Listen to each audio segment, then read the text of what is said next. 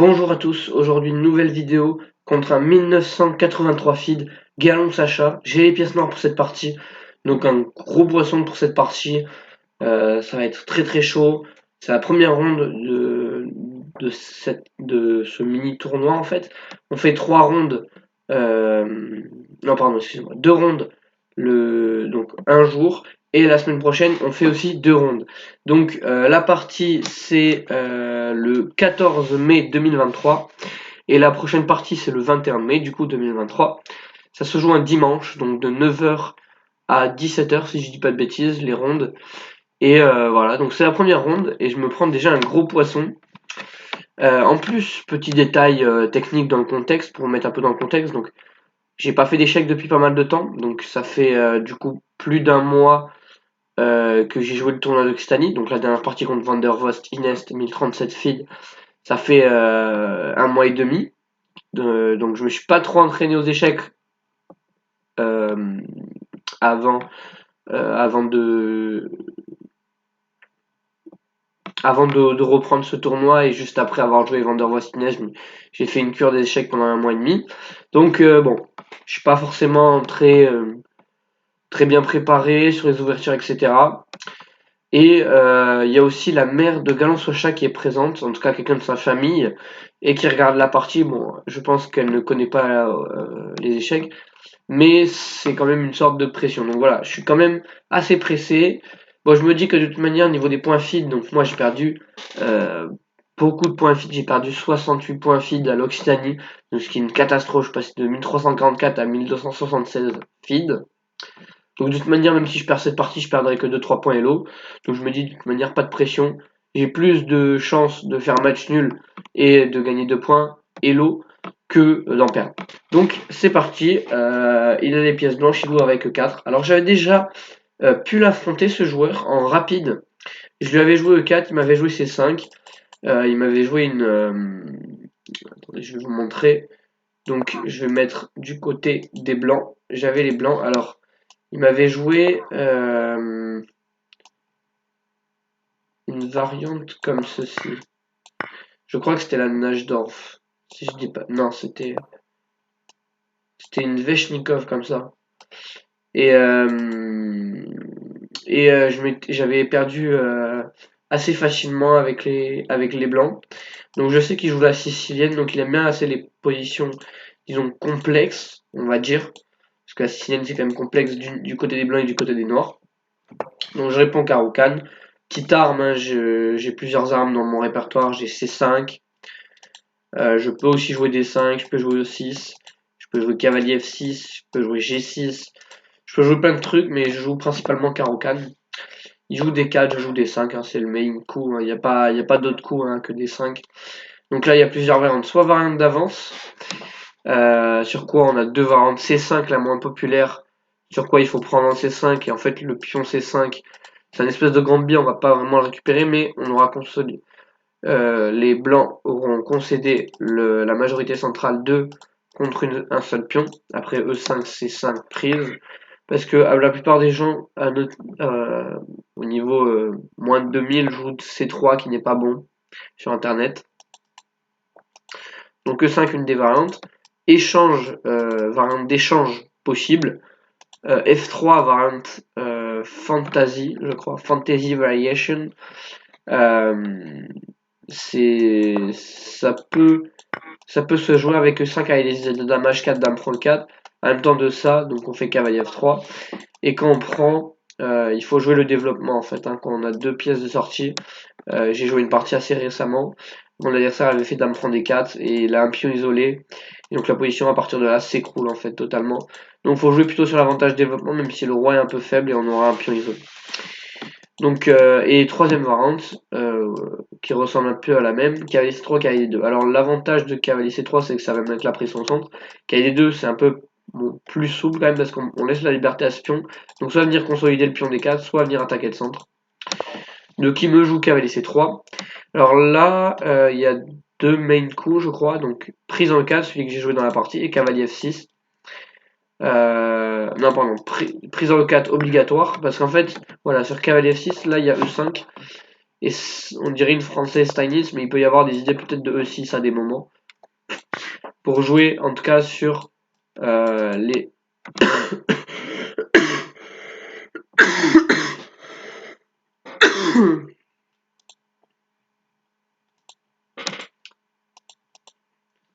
Pour jouer sur les diagonales blanches, ça peut être intéressant. Et sur les faiblesses, sur la colonne E semi-ouverte. Et puis la case de 5 aussi au passage. Donc il y a des petites E6, ça s'appelle une attaque de nuit. Je vous mettrai la vidéo de Mark Kenen en description. Attaque de nuit, c'était sur la carocane. Donc je prends prise parce que sur cavalier F6 du coup on se fait enfoncer et on n'a pas d'autre coéquipier. Donc ici il y a deux variantes, cavalier F6, donc on accepte de se faire doubler les pions mais on a un un développement assez simple. Ou fou F5 qui arrive dans des variantes extrêmement théoriques avec cavalier G3 et H4, H5. Des variantes extrêmement sharp, extrêmement tranchantes. Et moi, je décide de jouer une autre variante, KD7, la Karpov Variation. En fait, l'idée c'est de faire cavalier F6, c'est juste de ne pas se faire doubler les pions. Donc, je n'aime pas, alors je peux le jouer, mais je n'aime pas doubler les pions. Donc, c'est-à-dire qu'on a, en fait, on a 4 contre 3 ici, mais finalement, les pions doublés ne servent pas à grand chose et les plans ont un avantage léger, certes, mais sur le long terme, d'une majorité 4 contre 3. Donc, la majorité va pouvoir s'exprimer, tandis que moi, avec les pions comme ça risque d'être compliqué de faire exprimer ma majorité. Donc l'idée c'est de faire cavalier F6 et d'échanger, mais de reprendre du cavalier, ensuite de développer le fou, le pion, le fou, petit roc, tour C8, dame C7, B C5 et venir éclater le centre. Donc ici il y a la variante que m'a joué mon adversaire qui est G5. Il y a plein d'autres variantes, fou D3, fou F4, cavalier F3. Donc sur tous les coups on joue cavalier F6. Sauf sur le coup dame 2 qui est un peu tricky. En fait, on peut pas jouer vraiment cavalier GF6 parce que on se disait si on prend, on prend. Simplement ici, il y a cavalier D6, échec et mat. Avec le clouage et le mat, une espèce de mat à l'étouffer en fait, vu que le pion peut pas manger. Et le roi, vous voyez, il est enfermé par toutes ses pièces. Et justement, c'est le seul inconvénient de cavalier D7 par rapport à fou F5, parce que là, le roi a la case D7. Donc, mais sur dame 2, on fait simplement. Alors, il y a deux coups, soit E6, mais ça enferme un peu le fou, du coup, il n'y a pas de cavalier D6. Et au prochain coup, on peut jouer cavalier F6, fou 7, petit roc. Voilà. Et donc sur dame 2, on peut pas jouer cavalier F6, cavalier G6, mais on peut jouer aussi cavalier D en F6. Donc si le cavalier bouge, c'est bizarre, on recule une pièce centrale. On va développer notre fou, jouer E6, développer le fou, mettre le cavalier cette fois-ci en E7, où il pourra avoir des velléités de venir en D5 ou F5. Et puis petit roc, tour C8, C5, avec des dames B6, dame C7, dame A5, ça dépend le choix. Là c'est une 44 classique après. Mon adversaire me joue cavalier G5, donc je fais cavalier F6, je vous l'ai dit. L'idée c'est fou C4 de venir taper ici, donc ça oblige en fait de jouer E6. Donc ça enterre le fou, mais il y a un vis-à-vis sur le cavalier même s'il est défendu. Et puis à tout moment on peut le chasser. Donc il n'y a pas l'avantage développement. Ok, il y a le pion au centre, mais ce cavalier va se faire chasser, ce fou sert pas à grand chose sur le mur. Ce fou va pouvoir servir parce que quand on va jouer C5, vous voyez, il va pouvoir avoir une diagonale ouverte. Pour l'instant, on a l'impression qu'il est enfermé, mais il va pouvoir se libérer rapidement. Il joue dame 2. Il menace du coup des idées de sacrifice ici. Je fais cave B6 pour que le fou défende. Donc tout ça, à partir de KG5, ici j'ai tout blitzé. J'ai essayé de me rappeler des variantes avec des idées de fou C4. J'avais vu une vidéo de Mark Kenen justement. Fou C4, dame 2 pour venir sacrifier sur F7, pas sur E6. Parce qu'ici l'idée sur dame 2, par exemple, on fait un coup comme, je ne sais pas moi, un coup stupide genre A6. L'idée c'est cavalier prend F7, fourchette, et sur roi prend, c'est dame prend E6, et c'est désastreux. Ça, fou D3, 3H5, je sais pas si j'ai 4 marches, dame H3, échec et mat, voilà. Dame H3, échec et mat, donc voilà. Faut faire attention, les menaces c'est cavalier prend F7, donc j'empêche ça. C'est-à-dire cavalier prend F7, roi prend, voilà, il n'y a pas de dame prend E6, ou de fou prend E6, parce que le fou défend. Il fait cavalier moins F3, je m'attendais plus à un autre coup, mais ok, c'est possible. Je vais prendre la paire de fous, même si mon fou pour l'instant n'est pas forcément très terrible, mais je vais pouvoir le libérer comme ça et lui créer une belle case. Pour l'instant, je développe mon fou. Je voulais empêcher les idées de fou F4. Donc prophylaxie, je joue la prophylaxie parce que sur fou F7, il y a peut-être fou F4 et le fou est bien placé. Des fois j'ai des idées peut-être de B5. S'il joue C3, B5 et B4, une fois après avoir joué C5, pour venir taper, donc j'aurais peut-être besoin d'une tour en B8, simplement ce n'est pas possible. Et si je joue fou D6, du coup je vais peut-être échanger mon bon fou contre son mauvais fou, même et plus ma paire de fous, même si ce n'est pas si grave. En l'occurrence quand même si, parce que du coup je me retrouve avec un fou un peu pourri. Donc fou F4 était une option. Hop là. Donc je fais fou D6, donc ça contrôle aussi la case 5, donc sur cavalier 5 je peux peut-être liquider ici, avoir une belle case, oula, et avoir une belle case en D5 pour mon cavalier. Il joue C3, écoutez, je joue petit roc. Il vient en E5 avec son cavalier. Je joue Dame C7, j'accrois la pression ici. Ici, il joue cavalier GF3. Je m'attendais plutôt à fou F4. Mais il avait potentiellement peur de H6, peut-être. Admettons fou F4, H6, cavalier F3. Je vois pas ce qui a peur, cavalier 5, fou G3. Et je vois pas de quoi il avait peur. Cavalier B6, Dame D3. Et il a même bien consolidé la case, quoi. Donc je sais pas du tout de ce qu'il a eu peur, malheureusement j'ai pas pu analyser avec mon adversaire. On a fini assez tard à 13h et on reprenait je crois à 14h le temps de manger. On n'avait même pas le temps d'analyser, ou 13h30 même. Je crois que j'avais une demi-heure pour manger, donc voilà, j'avais beaucoup de choses à manger, donc on n'a vraiment pas eu le temps d'analyser malheureusement avec mon adversaire. Donc mon cavalier F3, il retire un peu son cavalier bizarre, et il vient tenir ici, donc j'ai pas donné la paire de fous. Enfin, j'ai pas donné mon fou case noir. Donc là, jeu de couleurs. Euh, Alors non, c'est contre-intuitif, justement, j'allais dire jeu de couleurs parce que là, du coup, il m'a donné une case blanche. Du coup, je devrais jouer sur les cases blanches. Le problème, c'est que je peux pas jouer sur les cases blanches encore parce que bah, la structure, regardez, elle est sur case blanche. Donc il faut que j'attaque sur case blanche, donc ça bloque mon fou de case blanche. Donc je fais ces 5, j'attaque les cases noires, certes, parce qu'il a quand même 3 pièces sur les cases noires et moi que 2. Le fou de case blanche, je peux pas combattre sur les cases noires. Simplement, j'ouvre la voie pour mon fou, tout simplement. Hein. Je vais essayer de placer mon fou ici. Potentiellement, je vais caler 7, prendre manger ici, peut-être manger même ici, et placer un fou monstrueux ici. Il fait cavalier 3, donc il accroît la pression ici, mais là, ce cavalier prend C5, donc je mange. Il échange les dames et il mange ici. Alors, il peut pas manger ici, hein. C'est un pion isolé, ok, il a une super case, mais avec tour D8, le pion qui est stoppé, le fou qui arrive là, l'autre fou qui arrive là, la tour qui arrive au centre, le cavalier qui contrôle, le pion, la tour qui attaque, le fou qui pourra potentiellement taper ici. Position faible, avec une faiblesse à un seul résultat, match nul ou gain pour les noirs. Donc c'est pas ce qu'il veut mon adversaire. Donc cavalier prend E5, intéressant. Simplement après cavalier F3, il peut y avoir, vous voyez, des attaques sur mon pion frontalement, donc j'ai pas du tout envie de jouer ça. Je préfère développer mon fou. Donc il fait cavalier C5, ici il attaque mon fou, donc ça j'avais pas vu. Je vais pas lui donner ma paire de fou parce que j'aimerais bien mettre mon fou en C6. Simplement si je le mets en C6, il va me manger et j'ai une structure un petit peu éclatée. Même si ça doit être égal. Le meilleur coup ici c'était fou C8. Ici je me mets dans des variantes de fou furieux. Je décide de jouer finalement tour à B8, je vous montre pas toutes les variantes. J'ai juste vu que le pion B7 était attaqué. Je me suis dit juste fou C8. C'est bizarre, tu viens de faire fou D7, pourquoi refaire fou C8 pour tenir le pion? En fait, c'était le bon coup parce qu'après on pouvait jouer B6, fou B7. Et les blancs en fait ne peuvent pas en profiter. Il leur manque le développement, donc ils peuvent rien faire. Ils peuvent pas infiltrer par exemple sur la 7ème, c'est impossible. Donc fou C8 était le meilleur coup, mais j'ai préféré jouer tour à B8 pour défendre le pion et jouer B6 ensuite. Alors il aurait pu manger ici, mais j'étais pas mécontent parce que ce cavalier se replaçait un petit peu. Donc et puis j'avais un plan clair, c'est de venir attaquer maintenant. Ma tour était pas mal placée parce qu'il y a un plan quand même derrière tout ça. Ici il fait A3, je fais A5. Il fait fou G5, donc il veut faire fou prend, pion prend et cavalier prend, fourchette, et en plus il gagne une pièce. Je fais B6, donc s'il fait fou prend, je mange là, et là j'attaque 2 pièces à la fois, donc c'est pas possible. S'il fait cavalier prend, je reprends du cavalier et je replace mon cavalier. Donc c'est ce qu'il fait.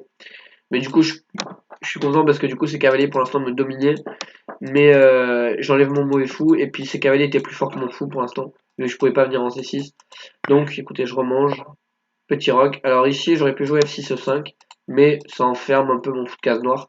Donc j'ai décidé de revenir en F6. Cependant, ici, j'ai sous-estimé un coup très fort de mon adversaire, cavalier C6, je ne l'avais pas vu. Et en fait, il va pouvoir, quand j'ai vu ça, déjà la position, en fait, ici est terminée pour moi, parce qu'il ouvre sa tour, et il va pouvoir rentrer. Alors non, vous me dites, il y a le cavalier, mais le cavalier peut être supprimé à tout moment. Et donc je fais tour à 8, j'ai pas trop le choix, je peux pas venir en D8, j'avais prévu de venir en D8 en fait. J'avais prévu cavalier C6, et j'avais prévu tour à 8 dessus, et je m'étais dit que c'était pas très grave. Non, parce que là, il y a le cavalier en l'air. Donc sur cavalier C6, je m'étais dit, il faut que je fasse quelque chose en fait, pour éviter l'attaque sur la tour et l'attaque ici. Donc j'ai décidé de jouer cavalier 6, mais il fait cavalier C6 tour à 8, donc je suis obligé de me décaler. Et ici il fait fou prend pour rentrer. J'y prends, il rentre en D7, donc là c'est monstrueux. Pour l'instant ça va encore, parce que la tour est en 7ème, mais tout est défendu, plus ou moins. Donc je fais fou F4 pour gagner un tempo, mais il centralise son roi. Je fais roi G7, j'essaie de monter mon roi moi aussi. Je fais tour HD1, donc ici il a vraiment que des coups faciles. Je peux pas contester la colonne à cause de ce cavalier. Et je pensais que ce cavalier était pas très stable. Simplement, je fais ça, il peut ressortir jusqu'en D4 potentiellement. Donc ici je fais A6 pour défendre mon pion A7. J'avais calculé des variantes à base de tour prend. J'avais juste calculé tour prend, cavalier prend, tour A8. Cavalier bouge n'importe où, admettons en C6 parce qu'il est venu en C6 et je mangeais là. Et j'avais regagné de l'activité et c'était une position à peu près égale, je pense. D'après l'ordinateur, je pense que c'est à peu près égal. Ok, non, c'est légèrement avantage blanc, mais c'est compliqué à convertir en pratique. Même si je savais qu'avec cet avantage, il devait avoir probablement une bonne position. Même s'il y a des pions sur les deux ailes, ma structure est un petit peu abîmée, donc le cavalier a des cases. Je fais tour HD1, donc je fais A6. Fait G3, il vient attaquer mon fou. Je peux pas venir là parce que sinon il va me manger. Venir là et venir là.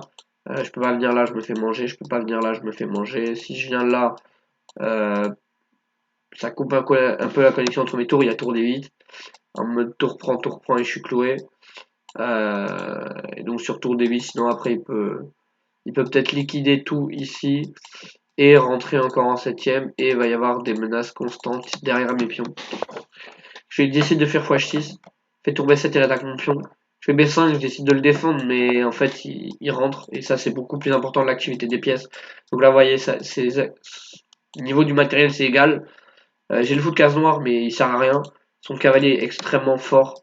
Il contrôle surtout la case D8, qui est extrêmement fort.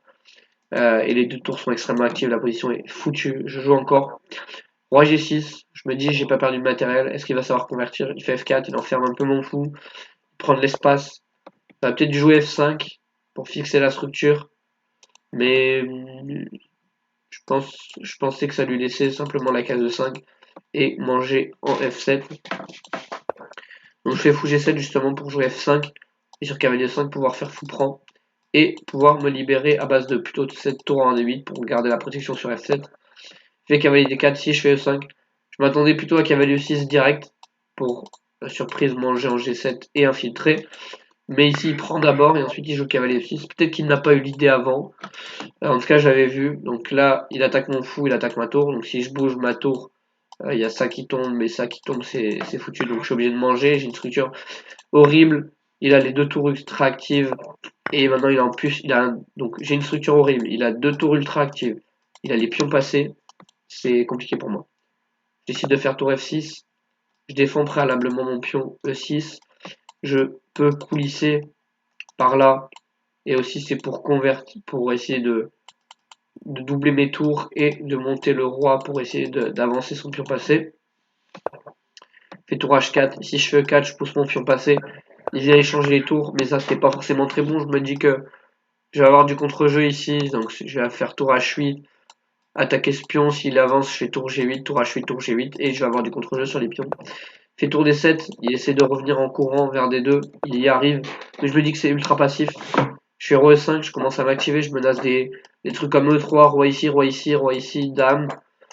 Il fait tour E2, il empêche tous mes rêves, parce que je peux pas pousser E3 à cause de ça. Je fais tour D8, j'ai décidé de faire comme ça, E3 et tour F2, qui peut être intéressant. Il fait tour E3, il empêche tour D3. On revient à H8, j'attaque ici.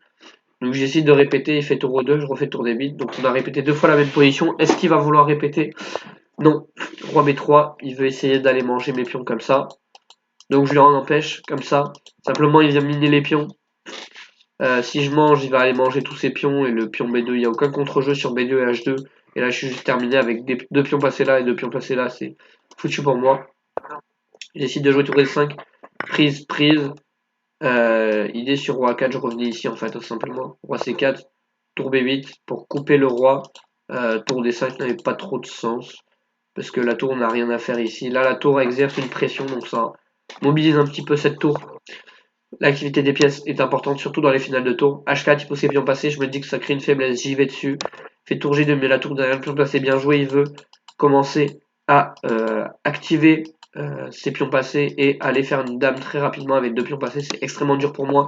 Je fais tour B8, je mets de la pression ici, il fait H5, il continue à pousser son pion, je viens ici. Je me dis que je vais arrêter les pions. Il vient ici, mais il fait du contre-jeu sur le pion 4. Je fais un échec, j'essaye d'éloigner le roi le plus possible et je pousse mon pion. Mes deux pions sont en fait, voilà, quand j'ai pris un U6, ma structure de pions est éclatée et pour faire une dame maintenant ça va être très compliqué.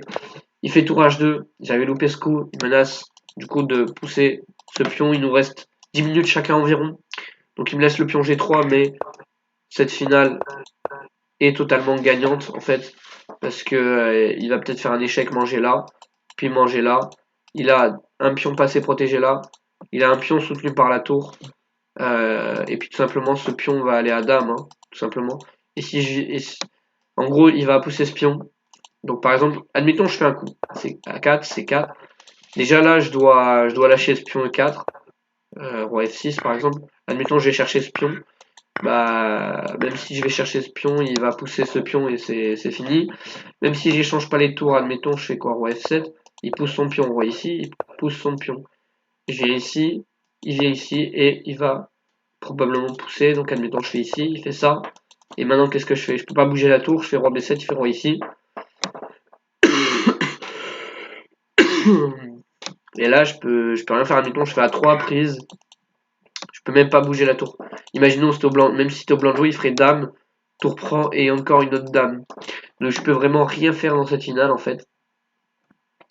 Donc je reviens à l'endroit où je suis, donc j'en étais là. Je pose mon pion, il fait tour H2. Donc tour D7, je reviens, il fait H6. Je fais tour B7, un petit trick. Hein. S'il fait H7, il précipite, je fais tour prend. Roi E3, tour prend, et j'arrête dame. Et là, je suis gagnant, il n'y a pas de G4, hein, parce que tout tombe. Et donc là, je suis gagnant. Bien sûr, il le voit, il fait roi E3. Du coup, je viens bloquer le pion. Il fait tour H4 pour essayer de pousser G4 et aussi d'attaquer le pion 4. Je suis à 4. Je me dis que s'il prend E4, je peux prendre ici. Et c'est moins simple pour lui parce qu'il y a des faiblesses ici et ici. Maintenant, c'est plus deux pions passés, c'est plus qu'un pion passé. Contre un aussi.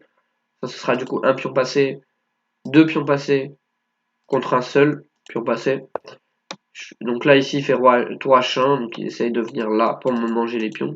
Je fais roi G4, bon j'abandonne ce pion, ici je sais que c'est terminé, mais j'abandonne ce pion, c'est deux pions pour ce pion, on essaie de trouver du contre-jeu, mais il mange, je mange, il mange, et ici je décide d'abandonner, alors pourquoi? Parce que tout simplement, il va venir là, débloquer